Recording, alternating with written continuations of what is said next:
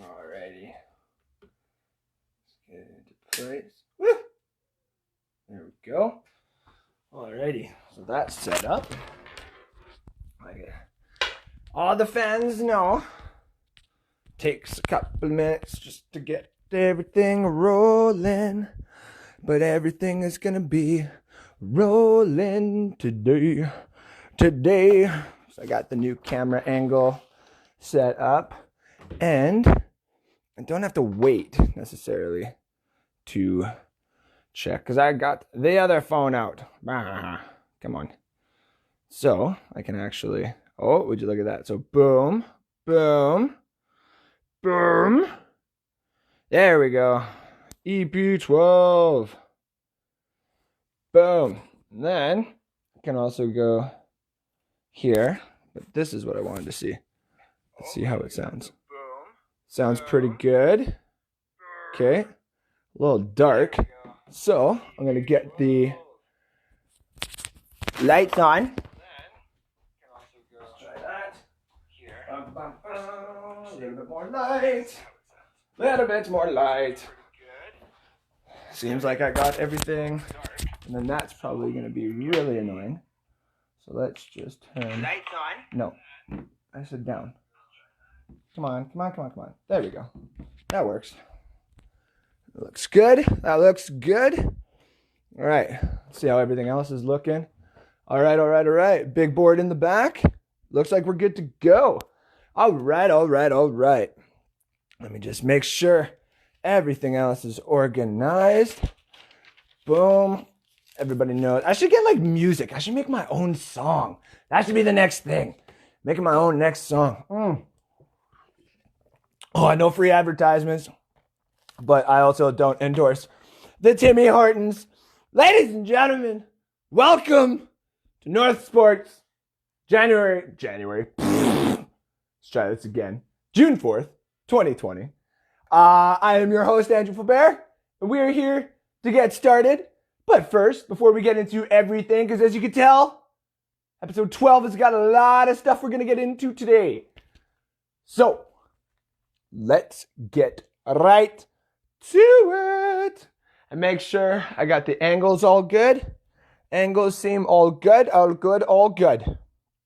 right. Phone's here being a little dumb, but looks like everything in the background is all good. Perfect. All right.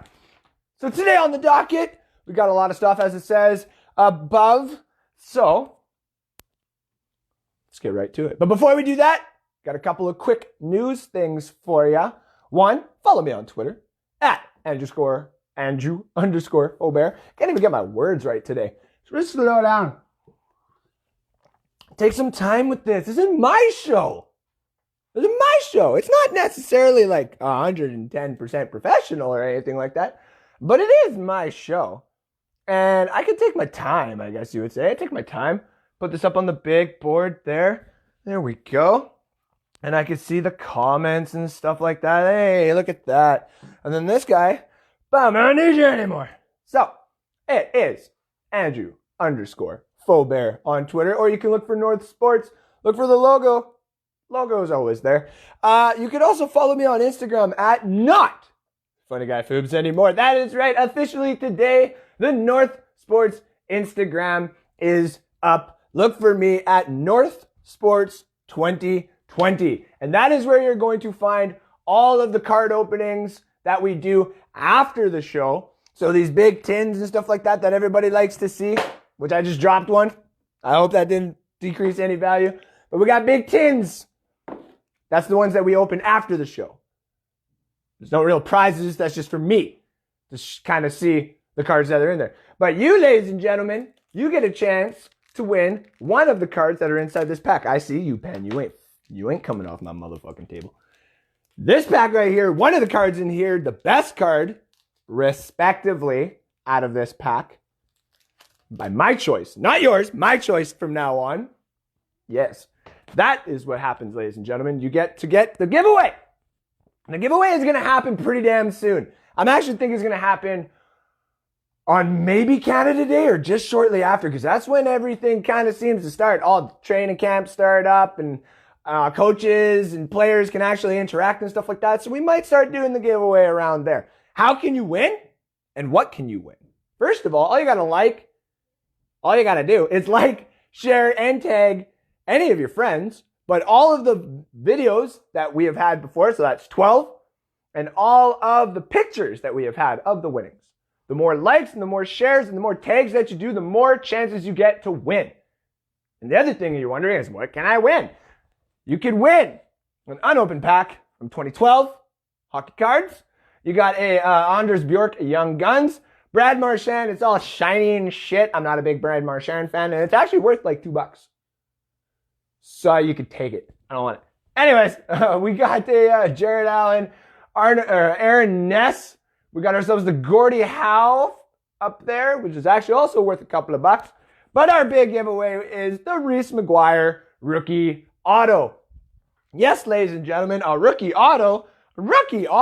Yes, a rookie auto. And why am I not keeping it? Because this is what we do here at North Sports. We like to give it away.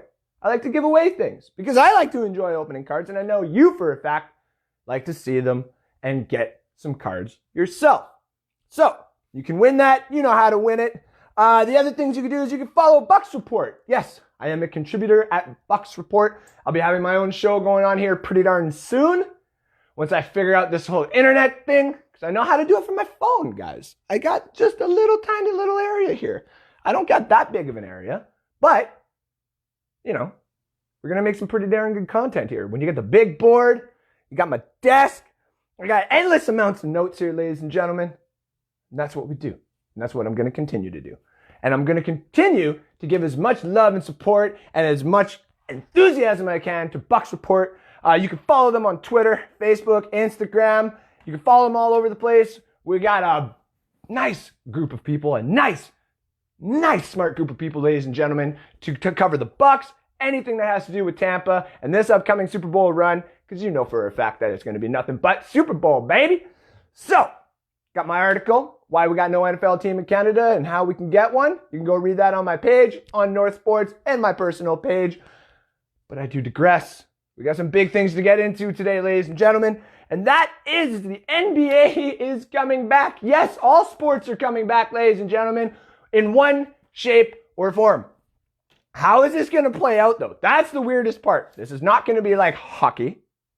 This isn't going to be like the NFL or the MLB's proposals that happened from before, or the weird soccer ones I saw from back upon yonder. No. They're going to send 22 teams to Orlando. They're going to send them to the ESPN Wide World of Sports Complex in Orlando, Florida.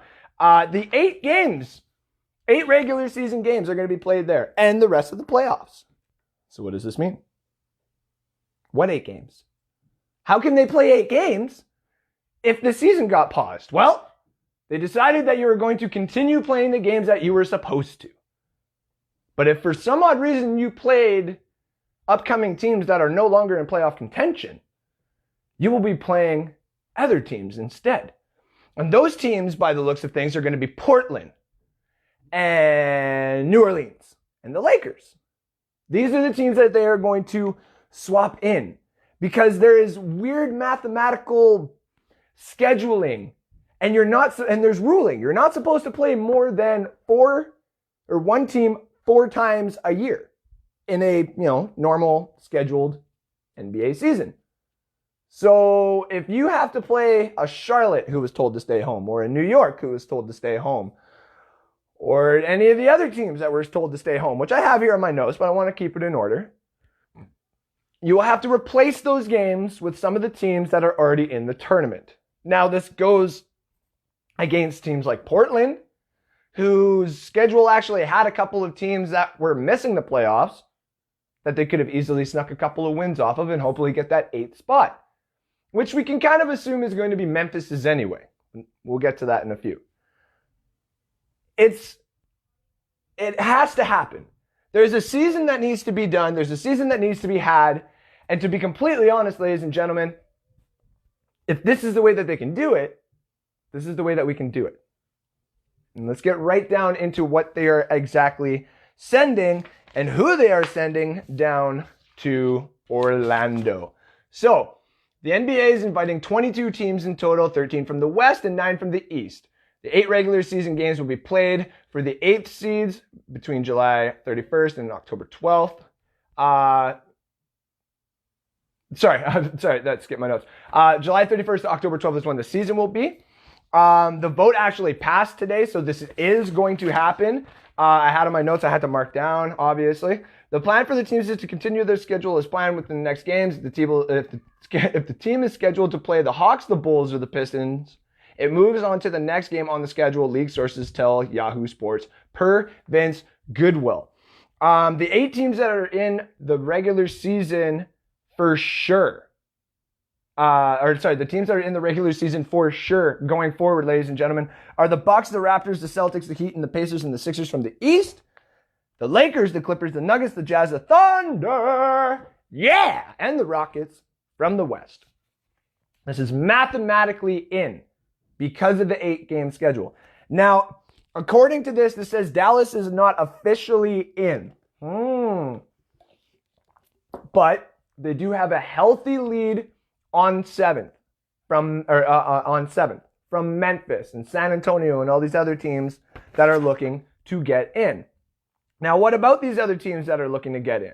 Well, in the East, the only team that is getting in to try and play in is going to be the Wizards. So you got the Nets sitting at 7th and you got the Magic sitting at 8th. The Wizards at 9 are getting a chance to come in. It's all based off of win percentage, but also the amount of games that were left in the regular season. If you had a chance to make it in, you had a chance to make it in. Now, they're talking about this little playoff between 8 and 9 if it's between 4 games. That'll be interesting as well. So what that means is, let's say Memphis is sitting at 8th seed, and we'll throw in, I'll throw in San Antonio, say is 2 games behind in 9th. It looks like they will play a little 3-game little round robin to see who actually gets that 8th seed, which is different. But from what I've read and stuff like that, Adam Silver has wanted some weird type of soccer situation going on where you play in and, the whole soccer situation and stuff like that. And it's not actually a bad idea, but I mean, it puts some other teams at a disadvantage if you really think about it. So you're trying to play for the 8th seed, and then you got to play more games, and then you got to go up against the 1st seeded team. Like, it's a little ridiculous.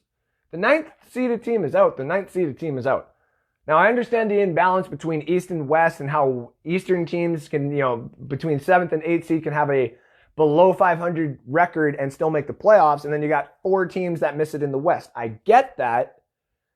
But in this case, you're just adding too many ins and outs in the playoff structures and taking away from the tradition that was actually there. So, am I for it? Not that playoff format for the 8th seed playing in. I'm not necessarily for that at all. Now, on the flip side of things, what I am for is them finishing the regular season and filling those gaps with teams that are going to need to play other games with the teams that are missing, with teams that are playing in the playoffs. That's what everybody else is doing. Now you don't get any, say, freebies, which they can argue the fact that they had freebies in the beginning of the regular season and they were hoping for this end little run because of some of the teams that they were getting to play. Totally agree. I get it.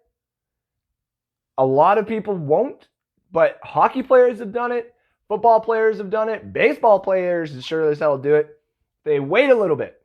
And then right at the end of the season, when you can get on your high horse and you can start driving down the court, driving down the ice, driving down the field, driving down the ball lanes, once you start getting up there, once you start getting everybody rooting and rowdying, I guess you would say. Trying to find the proper terminology for it. But once you get everybody behind you, ready to start playing for a championship run at the end of a regular season, and you start playing for that 8th seed, you start playing for that final playoff spot, usually those teams are pretty deadly in the playoffs.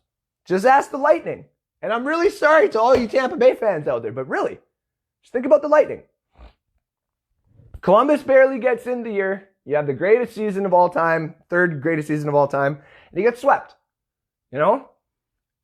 Golden State Warriors beating the Mavericks a few years ago before the whole Steph Curry era actually began. And really, you could say that was the beginning of it if you really want to go there.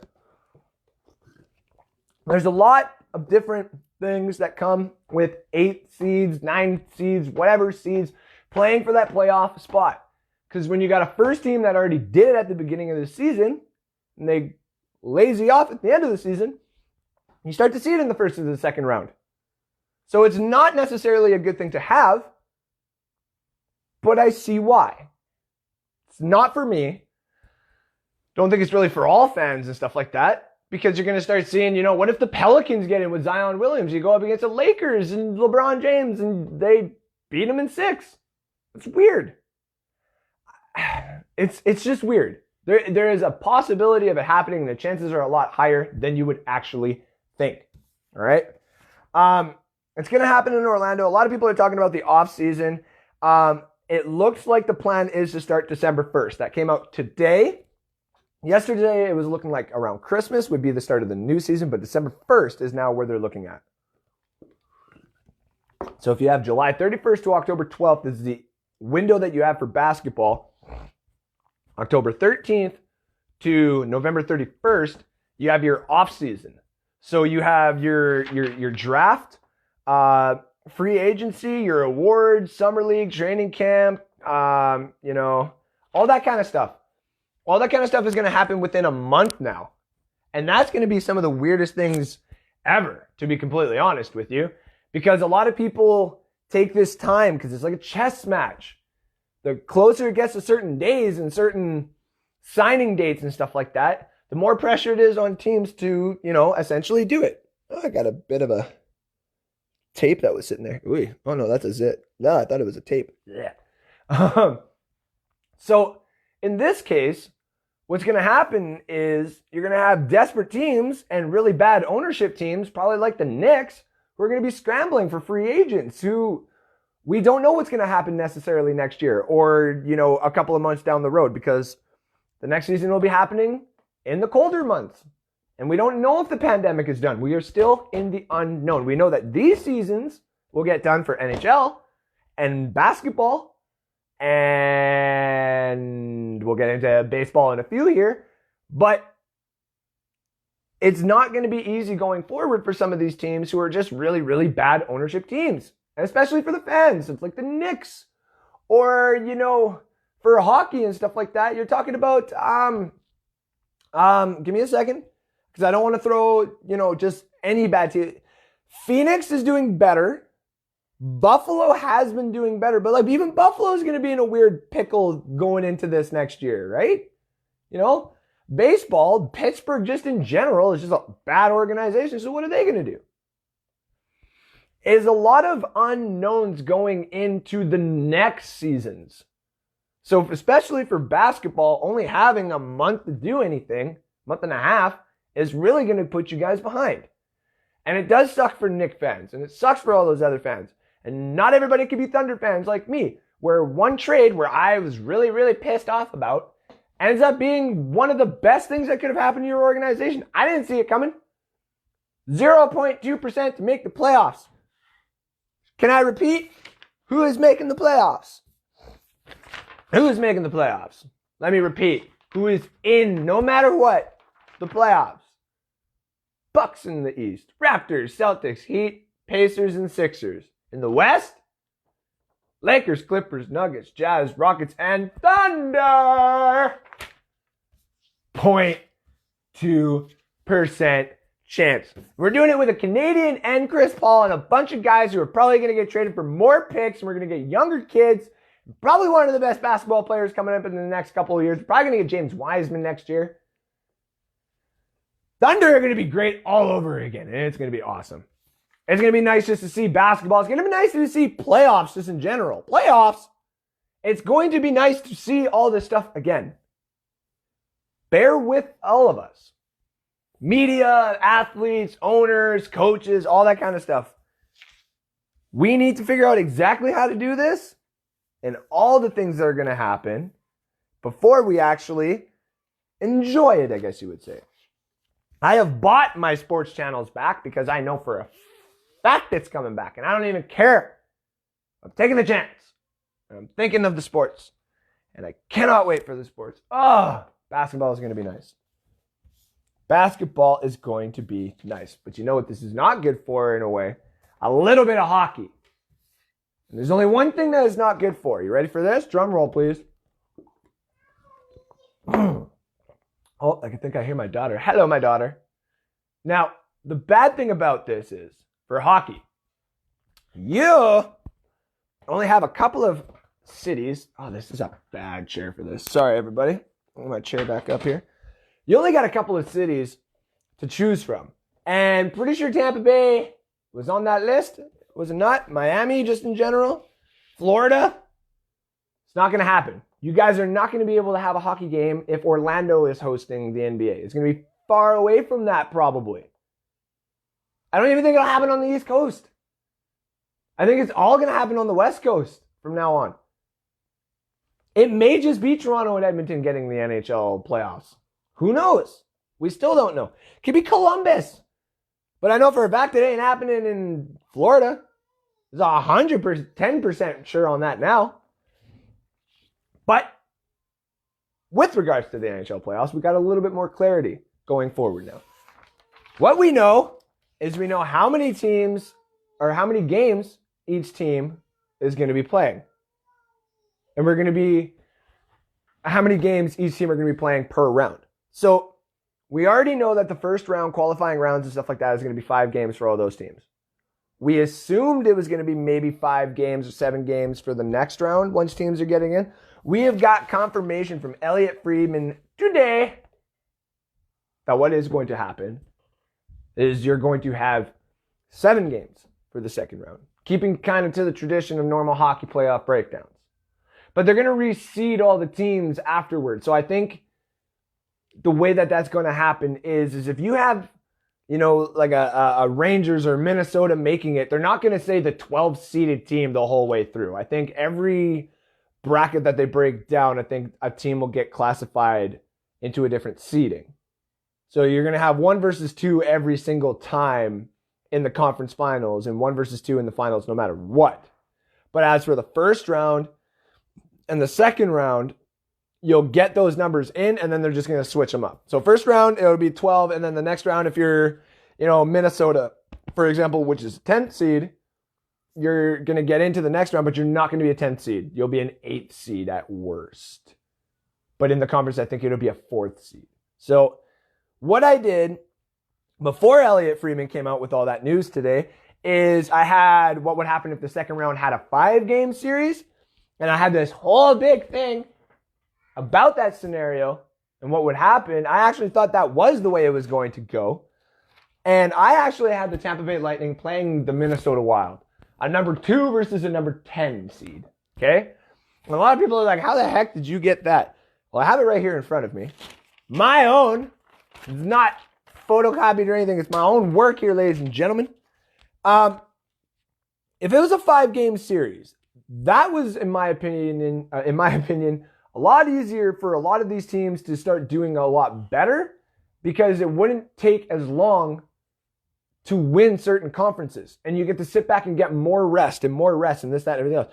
So it's like really, really short bursts and stuff like that. Getting 3-4 games out of the way and then relax. And then do it again and then relax. And then you're going to get back into the swing of things. Now that we know what 7 games is a little different. But if you had 2 rounds that were 5, best out of 5 for those rounds every single time, I had argued that Tampa was going to have a nice clean route through. Minnesota as well, because they're coming.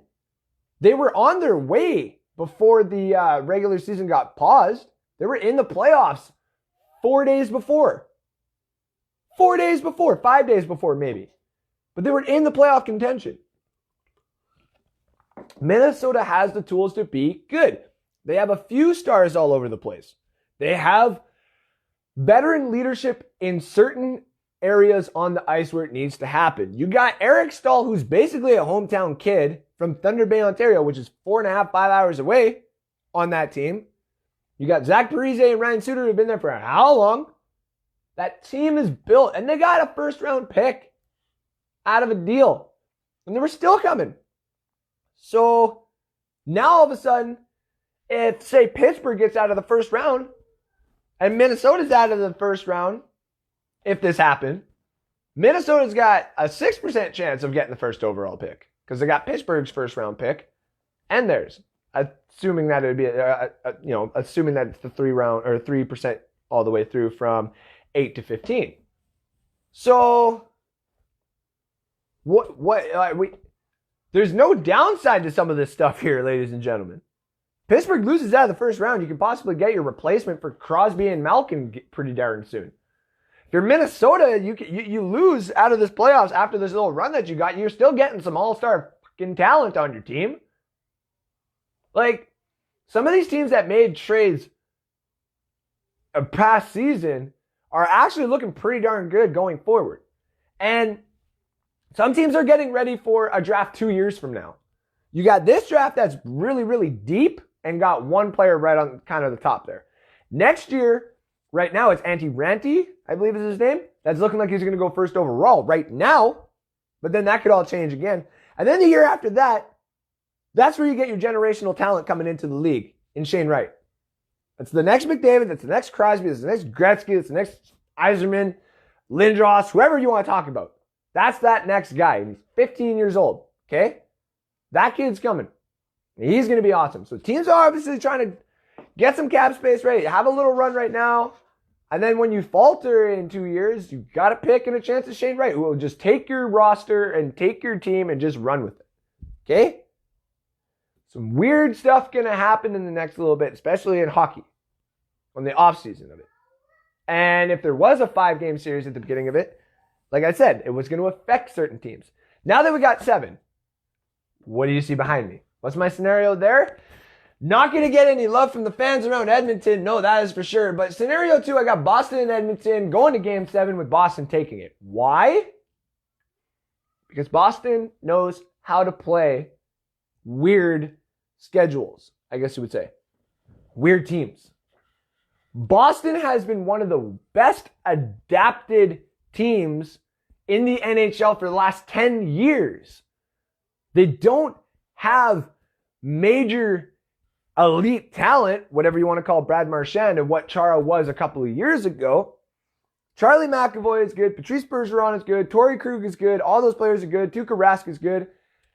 But how many of those are actually elite players? How many of them are actually getting the respect that they deserve? If we're talking about a Game 7 or a 7-game series after the knockout rounds to make it a 16, you're going right back to the tradition and stuff like that. You need to look at some of these matchups that could possibly happen. Washington and Columbus playing in the first round. Boston's going to play Philly. That's going to be one that beats both of them up. But Boston's going to be able to get Washington after that. That's the way I got it breaking down anyway. Washington will play Columbus. Boston will play Philly. Washington and Philly playing a 1 versus 3 seed. Boston going on to the finals. On the western side, I got St. Louis playing Minnesota. Minnesota winning. I do have a lot of faith in Minnesota, guys, and I know a lot of people are against me on that. But the truth of the matter is Minnesota is prepped. They got Devin Dubnyk and they got all those players like I talked about before. They have been there for years. St. Louis was there for years and they finally capitalized last year. And Minnesota has had really good seasons in the past where they almost made it and they've traded picks to get some talent. You lost to St. Louis and you lost to Chicago. Those are the rivalries. Those 3 teams hated each other back in the day. And I loved it when they got to play each other. It just sucked when Minnesota couldn't get over the hump. Now I think that there's too much pressure on St. Louis now to go back-to-back that I think they're going to lose in Game 7. And you're going to face the winner of a Golden Knight and an Edmonton matchup. And I think Edmonton takes it in Game 6. My wife isn't going to get mad at me. She's going to be like, Golden Knights all the way. I get it. Marc-Andre Fleury is going to get them that far. But the power that Edmonton has with just scoring alone on goalies who are still going to take a little bit to get going. It's heavy forwarded teams are probably going to get the edge here going forward. So Edmonton's going to play Minnesota. That game goes to Game 7, ladies and gentlemen. Then you get Boston versus Edmonton. And let's just say we're not allowed to have any teams going and playing over for home games and stuff like that, right? Let's say that Edmonton is hosting, you know? Let's say Edmonton is hosting in a quiet building. And you have everybody outside. That's still pressure, okay? You look on the flip side of things, if it's in a neutral city, Boston and Edmonton, depending if you're playing in the States or Canada, there will be a lot of Boston fans everywhere, no matter where you go. So it's like a home advantage for them anyway. Now even taking consideration that they may, happy 420 everybody. Now taking into consideration, there is the possibility that they could play at their own respective home games, at their own homes, okay? You want to reseed it a little bit differently and stuff like that, and maybe, have certain percentages based off of the teams through every round, be the seeding, whatever, okay? But if it follows the normal seeding that it's going to, Boston would own that game 7. So Edmonton would have to go there. I think that Boston they have had that happen last year, where they lost in game 7. I think that they have said that they've won against Vancouver at their own home in game 7. Boston is a team that is really up and down when it comes to game 7s, and I get it. But if you host it, I think Boston will finally, to send Chara and Marchand and all those guys, give them a nice farewell, because I start to think they'll clean house after that. Win it at home, game 7, beat McDavid. And a lot of Oiler fans are going to be like, why? Why would you have McDavid losing? Back a few years ago, Detroit and Pittsburgh met in the finals for 2 straight years. Detroit taking it the first year in game 6. We celebrated and I laughed in all the Pittsburgh Penguins' faces and said, haha, you guys suck. Your Crosby and your Malkin and your Fleury and all that crap ain't going to do nothing. Next year, they came right back and they put us in our home, game 7, Fleury jumps out of the net and they win.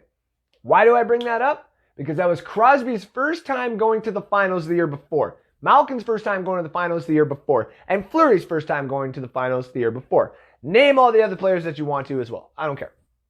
Okay? They got defeated. They knew what they had to do. And they did it. Crosby got over the hump. Malkin got over the hump. Everybody got over the hump and won a cup. And then a few years later, it led to a dynasty, essentially, with them winning more cups, back to back.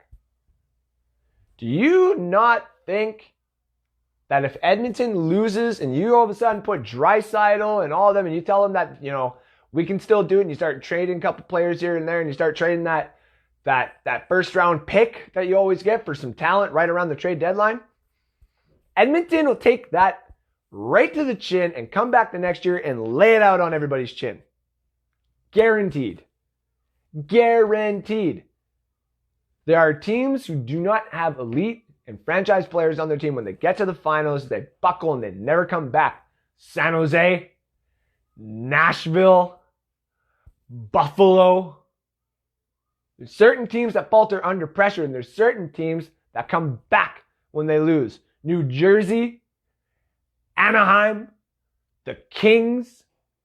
Those type of teams come back from adversity and win with the all-star and elite talent and franchise talent that they have. So yes, Boston would win it in game 7, and yes, Boston would have the proper send-off. But to all of us who hate Boston out there, this would be the proper thing that you want. Give them what they want. Give them what they want. Just let them win. Then Edmonton's going to come back. Detroit's going to come back. Fucking Panthers will come back, man. Everybody will start coming back. It'll be a nice little run, but Boston will be out for many of years. We can all thank the Oilers. I'm running out of coffee, and I love it. All right. That was my NHL playoff bracket. Oh, and the other quick thing. I forgot this on my notes here. Max Kellerman from ESPN. You want to say that hockey is not part of the fucking 4 major sports here? Let me tell you what. The major 4 is the Major Four for a reason. In 10 years, we're going to call it the Major Five when you add in MLS, and people will make fun of that here and there as well. Fuck you.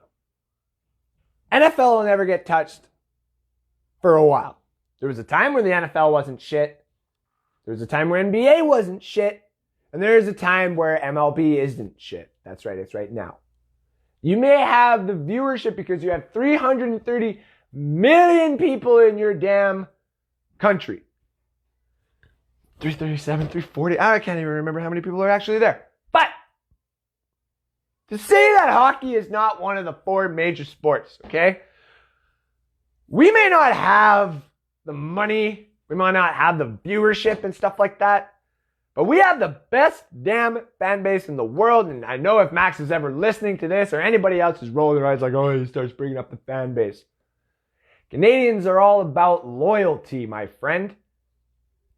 Why would you keep throwing more and more teams to generate more and more money for a non-fan base? No offense, Dallas Stars, Phoenix Coyotes, Florida Panthers. Unless you're winning, you don't have a fan base. You got little kids who appreciate you because they're like, oh, look at that. A little bit of sport, a little bit of hockey. That's kind of cool. Especially in the desert here in Texas and in the sunny beaches of Florida. Got hockey. Not many people give a shit, but some of the kids do. And to say that, does that mean that Miracle, the movie, which is on my current list here, the 32 greatest movies, sports movies of all time, shouldn't exist? Are you saying that players like Austin Matthews would exist if it wasn't for the fact Austin Matthews wouldn't exist because there would be no hockey in Phoenix. There would be no, what do you call it? There would be no reason for him to play hockey. There's like an idol. He grew up in Phoenix. He went overseas because you Americans don't know how to play hockey. You got a state like Texas that puts all your people through football and basically, hey, you breed football players in Texas. You know, quarterbacks, wide receivers, running backs, that kind of stuff, defensive. Hey, props to Texas. Certain states breed certain players. Cuba, Puerto Rico and all that, they got baseball because of the communities and stuff like that. And to be honest with you, they're all pretty darn good.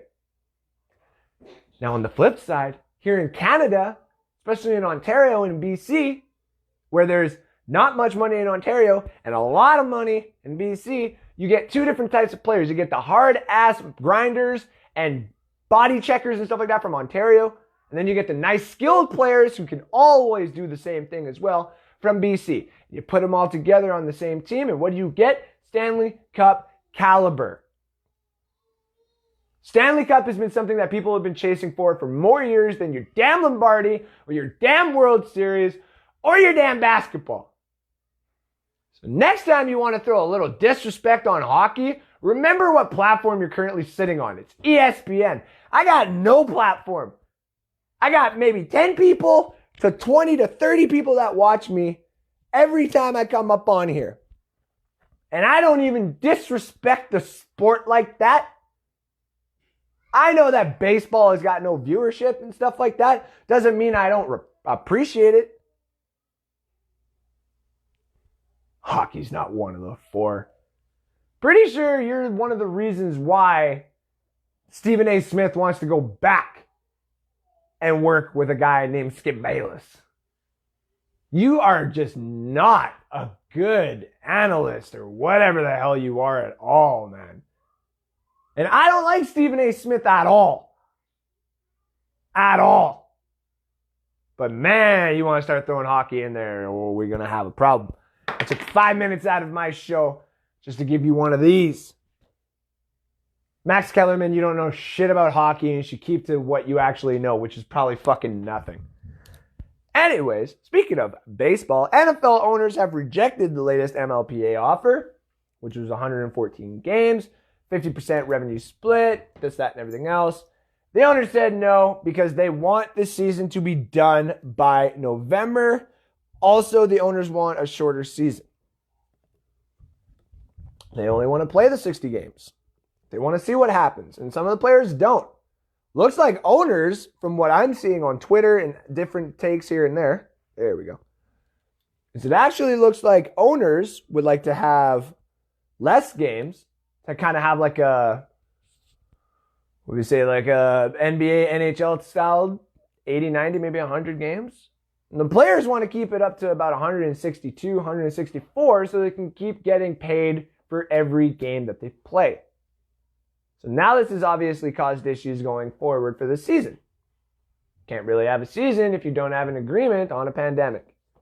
Now, a lot of players and a lot of people on Twitter have been saying, do you think that this is going to cause the MLB to postpone the season in general and, affect the seasons going forward? Yes and no. The players are not being that greedy. It's the owners. And when everybody can agree on that, then everybody can agree on it. Owners take risks with a fictional currency, whereas players take risk for a fictional currency. Don't get it twisted thinking that owners are the ones that we need to butter up and stuff like that. The players don't want to play. They don't want to play. If they wanted, they can just invest and make their own fucking league if they really, really wanted to. There's a lot of things going on in the world right now, which we're not going to talk about on this podcast because I don't have a platform to stand on that. I am not American. I am a sports media host in my basement. What is happening out there is wrong. And if these players want to do their part, they can make their own league. You just got to spend the money. You got to be your own owners. And it would suck. But there's got to be this happy medium between the MLB owners and everybody else because, my goodness gracious, this is getting bad, ladies and gentlemen. This is getting really, really bad. Speaking of what's going on out there in the States, everybody knows, kind of with the riots and stuff like that. Rest in peace, George Floyd. Breeze's comments. A lot of people have been going back and forth here and there, this and that, about how bad his comments were. I don't have a platform for this, but I don't necessarily condone what Drew Brees said. I just find it funny because he's, the enemy of my enemy. Saints. I'm a Bucks. That's just how it goes. So this is pure enjoyment for me, I guess you would say. But at the same time, too, to be quick on this and to be brief on this, it's when you have someone like that that's got a platform like he does, he has to watch every little word that he says because it can affect millions and millions of dollars in his life and other people's lives. And I understand why he came out and apologized, and I understand why he even said it in the first place. Is it right? Is it wrong? Is it good? Is it bad? That is your choice. That is the way that you can perceive it, and that's the way that you can take it. We all have our beliefs. We all have our choices and stuff like that.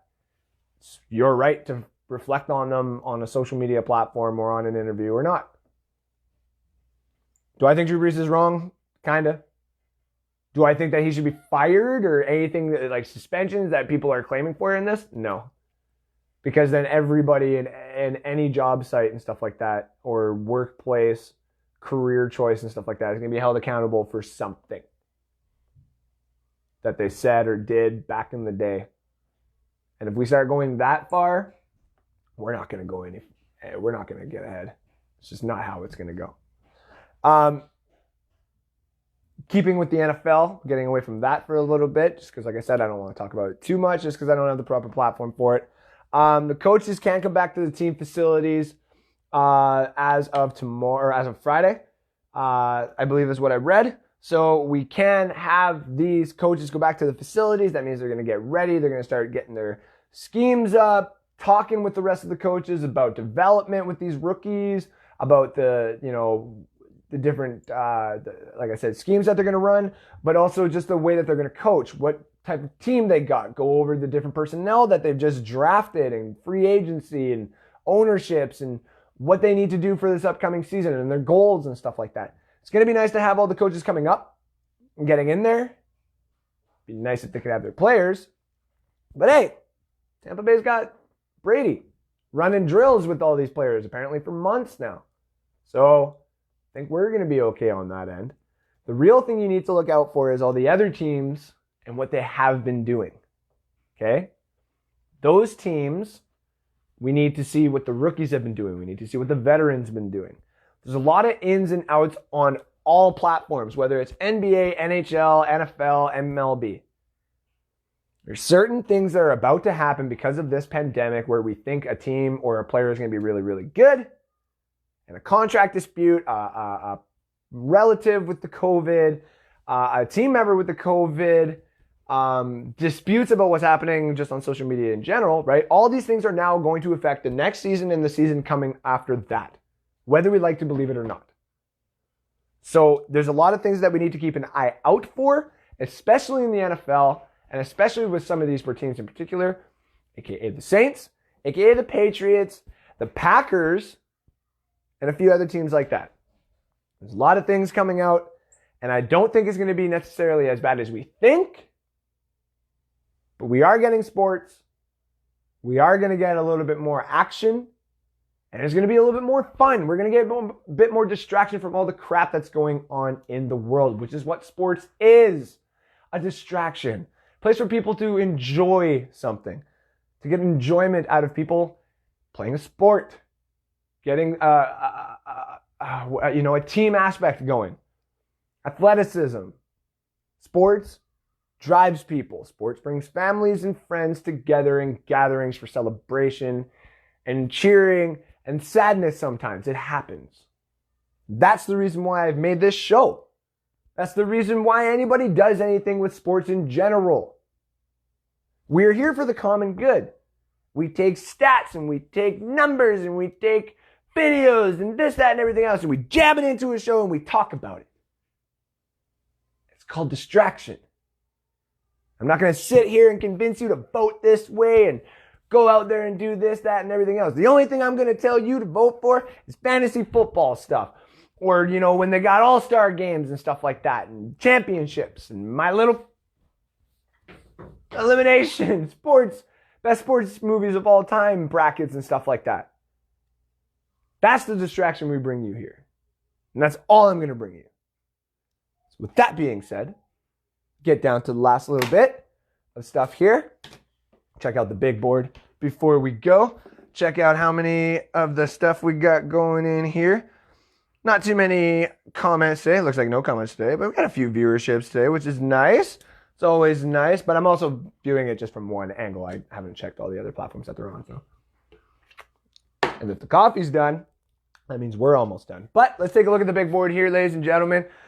Had my scenarios. You can check me out on Twitter, @AndrewFair, Instagram, Northsports 2020 or 2020, Facebook, Northsports, YouTube. Stay tuned for the Bucks Report and Northsports, both being on YouTube. Not on the same platform, but both being on YouTube going forward. Also, shout out to Heartbeat Hot Sauce. That's right, Mr. Ignace and everybody at Heartbeat Hot Sauce. I accept free sponsorships.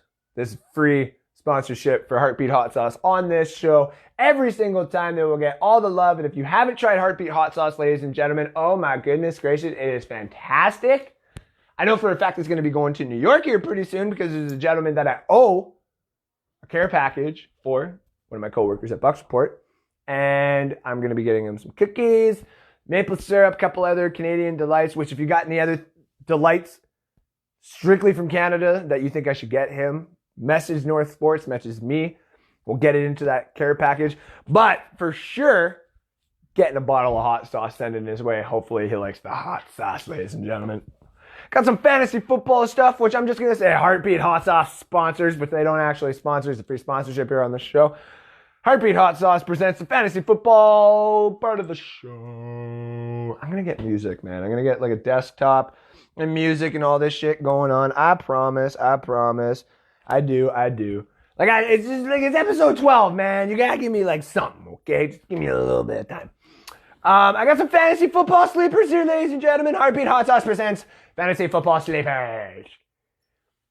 I love fantasy football. Starting at number 5, Cantrell, Arizona. I should really know their first names too. My God, this is like a half-star rating fucking sports show, and I'm so sorry, ladies and gentlemen. Cantrell from Arizona is a fantasy sleeper. They got all these wide receivers, and they got all these running backs, and they got all this talent all across the board, ladies and gentlemen. But everyone keeps forgetting they got tight ends. What about the tight end position? Okay, so watch out for that. Jared Stidham, number 4. Now, on the Bucs report about a few days ago, maybe a week ago, I can't remember which actually show it is. Shout out to Josh Allen because he said a few things that actually made me think about the next couple of days here. I'm not a Patriots fan, but obviously having Brady come to the Buccaneers has made me look at what the Patriots were before and what they could be going forward. Is it Brady that's the best of all time, or is it Belichick? Do they need both? Can they be split up and still have the great eliteness? Okay? Stidham may not be an all-star caliber player. He may not be that for a few years. He may not even ever be that. But I do think he can run the Patriots offense with the talent that they have on there and do respectable. He is going to be like a Colt McCoy. He's going to be like a Blaine Gabbert. He's going to be let's throw a couple of Ryan Fitzpatrick. Okay? He's going to be a very good backup for the league. Very good backup. Like Gardner Minshew. I think Gardner Minshew will be a very good backup. And he's getting an opportunity with the greatest of all time. So his stats are going to go up a little bit. Castles did. Mallet did. Name all the quarterbacks under Bill Belichick that actually did really good. But when they go to a different system, they don't do as well. Okay? Stidham isn't going anywhere for a few years. I do think that the Patriots are tanking, but not as what you would think. I think it's kind of like Jacksonville, where you still put in certain talent to make it look like you're ready to go, and you can compete in certain games for this, that, and everything else, but you want a top 10 pick going into this next draft so you can trade up, you can do this, that, and everything else and try to get one of the quarterbacks of the future. Still think the Patriots are doing that. It's really hard for me to say that because this is the first year where I actually think I'm going to push back against the Patriot grain. I did it 4 years ago, and I got spanked hard for it. Okay? Number 3, Perry. I think it's Michael Perry. I grabbed him actually in my fantasy. Because if Tua starts, which they're already talking about, and I can almost guarantee that he has not been in the building to throw the football around, but they're signing their players. They're signing their undrafted players. So they know what they're getting in Tua, especially when he is right now the number 1 selling jersey. So what don't we know about the Dolphins? And what do we know about the Dolphins? We don't know what they're going to be. We don't know necessarily how explosive that team can be. But we do know that they don't have that many wide receivers. And we do know that they got a few wide receivers in the later rounds of the drafts, in the draft this year. They bumped up their defense. Their O-line's not terrible. They can be a good team. But Tua's going to need a target. Devontae Parker is only going to catch so many because every team is going to cover him on defense. Because they know. So going forward, Perry might be the option to have. Especially with Tua. Because that's usually what talented quarterbacks do. Is they have that one wide receiver that you don't usually hear about start doing very good. Ever heard of Amendola? Edelman? Oh my God, there's a few other players I had off this now, but just use the Patriots, for example. Number 2, Hasty, the running back out of San Francisco. With all the question marks that they have at the running back position, I wouldn't be surprised that your undrafted free agents are the ones that are going to start really looking to play the part. Morstead can do pretty darn good. McKinnon looked pretty darn good when he was actually playing and stuff like that in that system. And Breida, really, what other running backs could do good? Undrafted ones probably could. That O-line is looking pretty damn nasty if you ask me. Jimmy Garoppolo has got that arm strength that the defense is going to back up 2 yards. I'm taking a shot at this one, but the writings are on the wall there, ladies and gentlemen. If you got a chance to pick him up early in a fantasy draft or an ARP or APR league, I would do it. Number 1, though, Robinson out of Jacksonville. I've been hounding on him.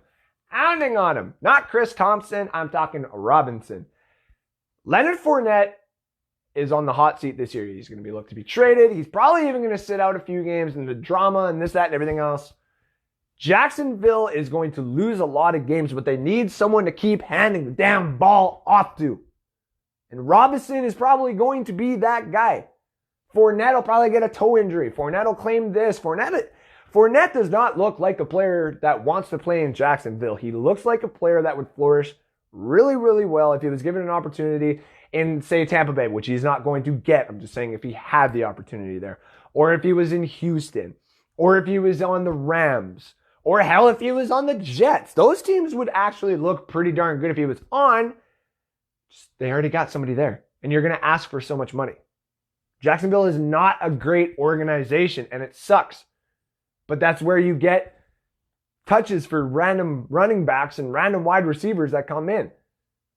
Do people not remember what Chris Ivory was a couple years ago, if not last year? That's right. There's different options. TJ Yeldon. This might be a 7-game stretch coming up this season where Robinson is going to be a fantasy stud. Okay? But I also got a don't buy the hype 5. Okay? So I got my 5 sleepers that you need to get. I got 5 people that you really need to hold the hell on. Okay? Let's get through those quick. Number 5, Bryce Love out of Washington, the running back. There's way too many running backs in there. He looked really, really, really, really, really, really, really good in college. But they still got Adrian Peterson. They still got Darius Geis. And there's 2 other guys in there as well. Peyton Barber being one. Bryce Love would be a nice addition if he was on a team that had really good wide receivers that just needed a quick little guy to get the 3 yards. If Peyton Barber and him were traded for each other, say on the Buccaneers and stuff like that, wouldn't be mad. Bryce Love would probably do pretty okay on the Buccaneers. Bryce Love would probably do pretty good if they didn't grab Jonathan Taylor and stuff like that on the Colts. On the Chargers even. So, number 4, Watson from Tampa Bay. Yeah, I know I don't like to hate on Tampa Bay players. I really don't. But don't believe the hype on Justin Watson. There is way too many fucking targets for Tom Brady. Tyler Johnson will get more targets than Justin Watson, and I will take that bet any day. And more receptions. All day this year. Okay? Watson is going to be nice, but he's probably a small little trade piece. Roster spot. Watson is good, but unless injuries are happening on the Buccaneers roster, Watson is not going to be what we need him to be. Tyler Johnson's there. Scotty Miller's there. Godwin's there. Evans is there. And then you look at the tight ends, man. You got Gronk, OJ, Brait, Claire Hudson. You got Vaughn. You got Calais. You got Jones. All those guys are catching passes before Watson, all right? So be careful of picking him up. Number 3, Jalen Samuels out of Pittsburgh. I'm going to get some pushback on this one, but James Conner is going to be ready. And they drafted a pretty damn good running back in the 4th round out of McFarland. And to top it all off, you still got Snells. Teams don't need 4 running backs unless you're Philadelphia. Pittsburgh is going to be looking to throw it, especially when you drafted Claypool and you have Juju and Vance McDonald. It's a nice thing to think that he might be there just in case James Conner goes down with injury again. But at the same time, too, I think that McFarland is ready to take that step, just like James Conner was ready to take that step when the whole Le'Veon Bell situation was going on. So I don't think you should buy on the hype just yet. Number 2, the Hill and Winston situation going on in New Orleans. Yes, Drew Brees said some stuff. We talked about that about 10 minutes ago. Drew Brees said some stuff. If you honestly think that the team itself is going to kick Drew Brees out, you're laughing. The only thing that would actually, me biting my own words about that right there, is if Drew Brees said, you know what? I don't need to put up with all your guys' shit. Fuck social media. Fuck all the media in general. I'm just going to go be a commentator, voice commentator. And I'll get my millions. $25 million to go get banged up and abused and stuff like that. He'd probably rather go make, what was it? He was supposed to be offered 10 million, 8 or 10 million. So you make his 25 million in 3 years where he doesn't have to deal with all that bullshit. That's the only time Drew Brees is leaving. Drew Brees has still got one more season. So you go on your sleeper app, your NFL app, wherever you get your your fantasy football and stuff like that. If you honestly think Taysom Hill is worth a roster spot, especially on Dynasty right now, you should probably just drop your Dynasty league. There's a lot of different roster spots that you can have different quarterbacks. If Drew Brees goes down, Winston's going in. Winston's the one that should be taking up your roster spot, if anything, right now. But even then, Winston's not going to start. Brees is staying on this team, ladies and gentlemen. All right? Don't believe the hype there. Number 1, Colin Kaepernick. Again, with everything going on and stuff like that, it would seem appropriate that he would be coming back, but he's not. Okay? There's not a team specifically made for him, especially just yet. And especially when you look at all the other quarterbacks that are still on the free agency market that would get a team for him, aka Cam Newton. I can throw a few teams out there. Let's throw Jacksonville out there again. Gardner Minshew goes down, okay? Jay Gruden will go get Cam Newton. Guaranteed he would go get Cam Newton. They would probably run the backup, who I cannot remember exactly who that is right now. They would run the backup for about 3 games, and then they go get Cam Newton. Decide to do a quick thing. Grab him for the last 4 games of the season, and all of a sudden he's going to win you a couple of games here and there. But Colin Kaepernick would not go to Jacksonville. Colin Kaepernick would not go to Los Angeles. People throwing the Chargers out there. People throw the Eagles out there. People have thrown the Bears out there. People have even thrown the Bills out there. Colin Kaepernick wanted money. Something the league took away from him. I understand that. Okay? But he wanted money. Lots of money to come back in the NFL and play. And you haven't played for a while, so no one's going to give you that money just yet. It's not going to happen. So everybody thinking Colin Kaepernick. If you think Colin Kaepernick is going to be on a team before Cam Newton, please, I would love nothing more than to make a bet with you. Nothing more than to make a bet with you. Okay? This is not going to happen. Absolutely not going to happen. And then my last 3 notes on the subject here going into the 3 points. 3-point notes. Before I want to check this out. What we got here? Drew Brees may not be as fast as games. Target on him now. Oh, hey, Johnny. Thank you for tuning in, buddy. I saw the comments going up there. And yes, 100% Washington is just depth right now. Yeah, got you on that. Lost my train of thought here for a second. So my 3 points notes. Thank you for tuning in, by the way, everybody. All right, number 3. Denver and Arizona are prepped to be the new Kansas City and Baltimore. Don't at me. May not be Drew Lock. It may not be Drew Lock. Let's say Drew Lock this bad this year. And let's say Denver's not as good as I actually think they could be. And they go 2-14. Then they can get in the running for a Josh Fields or a Trevor Lawrence. And then you want that on Denver with the current roster they got? No, you don't. But let's even say Drew Lock becomes just a smidge of what Patty Mahomes is. That's a 12-4 team. You're damn right it's a 12-4 team. And Arizona, look at all that talent on that roster. And they're going to keep drafting it. They're in a proper position with Cliff Kingsbury and the mentality that he has of this team. They're in a proper position for these drafts upcoming. They will not listen to us. Especially when they draft Isaiah Simmons. They're like, we don't technically need him, but our defense is going to be sick now. Damn right it's going to be sick now. Number 2, Kansas City will not be as intense, but still deadly. Patrick Mahomes went down last year. I'm aware. Patrick Mahomes lost a little bit here and there. Okay? But at the same time,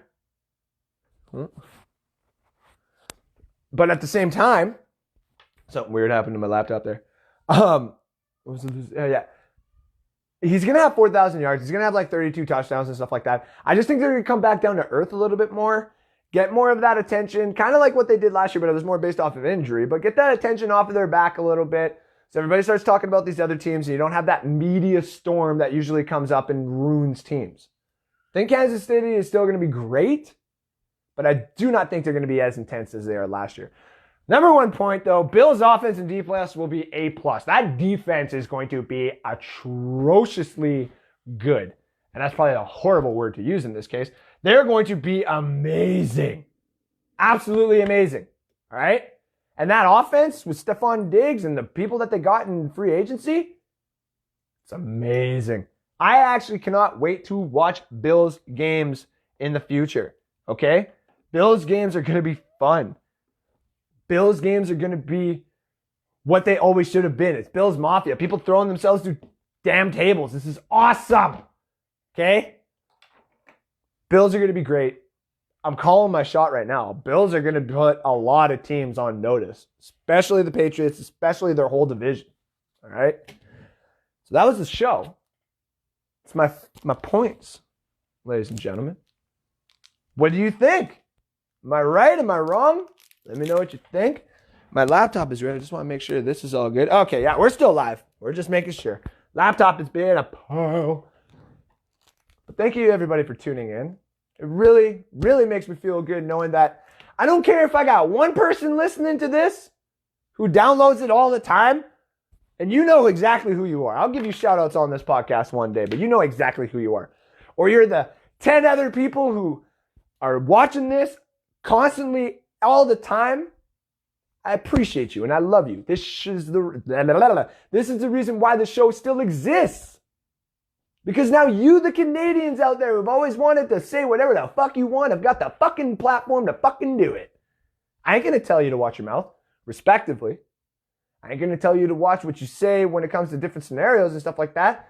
I ain't gonna tell you to throw respect on Michael Jordan's name and stuff like that, but if you disrespect it, I'm coming at you. You got the right to say what you want on the comment section, and eventually when I get a phone and all that kind of stuff here, you got the right to say whatever you want. That's the best part about this show. Called North Sports. Raw. Borderline. This is where you like to be. And to you guys, I appreciate you. So what do I got here today? Another pack. So I'm going to open this. And if there's like a fucking Gretzky card in here, it's not yours, it's mine. All right? Just saying that right now. But this, one of the best cards in here, is going to go into the prize right here. Like, tag, share if you want to win it. We're going to have the prize available probably just after Canada Day. And I'll have the draw on live. And we'll get the next prize going after that. So what do we got here? We got TJ Brody. We got a Lucas Sedlak. Charlie Coyle. Oh, we got a Jake Dutchin, young gun. That might be the one. Carl Soderberg. That's a nice Carl Soderberg. Got a Blake Wheeler. We got a Jimmy Vesey. And last but not least, we got a Jake Allen. And that was the card pack, ladies and gentlemen. So look at that. We got ourselves a young gun. Nice rookie young gun. We're going to add that to the collection. I can't reach right now, but nice young gun. I have a couple of these ones. They're worth about $1.50. Yeah, about $1.50. He's not bad, but eventually one day he might be worth more. And if you want this to be part of your collection, all you got to do, ladies and gentlemen, like I said, like and share. Take your friends. Like and share the show. Share the show. The more that you do, the more I give you. More entries into the draw to win all that stuff that you see behind you. So ladies and gentlemen, that has been the show. Stay tuned in the next upcoming weeks and months. I will have some shirts probably available for North Sports. If you want to get a North Sports shirt, email me, message me. I'll make a list. I'll check it twice. I'll put if you're naughty or nice, whatever you want. And I'll get you a shirt. I'll let you know if it's in white, might be in black. I'm not sure yet. But also stay tuned for me on Bucks Report coming up soon. I got an itchy ear. Where I will be talking Buccaneer stuff. Not today, but in the future. Getting the whole platform going. And if you can think of a name for the Bucks Report, for my little segments, something that's got to do with the Buccaneers and being Canadian. Some of the things I got already. Maple Buck. Buck the North. Buck of the North. Some of the ones that I came up with. So you tell me, ladies and gentlemen, as well, in the comments section, whatever. What do you think should be the name of my little segment on the Bucks Report? Oh, wait, I can't hear you. That's right. Thank you, ladies and gentlemen, for tuning in. Another great show, episode 12. Didn't think I'd get here. That's for damn sure. Stay tuned after this show. Follow me on my new Instagram, North Sports 2020. And you will get to see me opening up some more cards. And we'll see how many actually good ones we get this time, because I got this tin of one that I dropped, and I got a couple of Bowmans that I can't wait to open. And we're going to get that going here in about 10 minutes. So follow me. I'll be up on live pretty darn soon. Thank you again, everybody. This has been awesome. As always, follow me, and we will take you to the promised land. Sports are coming back, ladies and gentlemen. I'm just so excited. Thank you again. Thank you, thank you, thank you. We'll talk to you soon. Sports is coming back. Get your cable ready. You never know, I might be on the big screen soon. Thank you again, ladies and gentlemen. Have a great day, have a great weekend, and we'll see you next week. Now, how the hell do I end the crap out of this?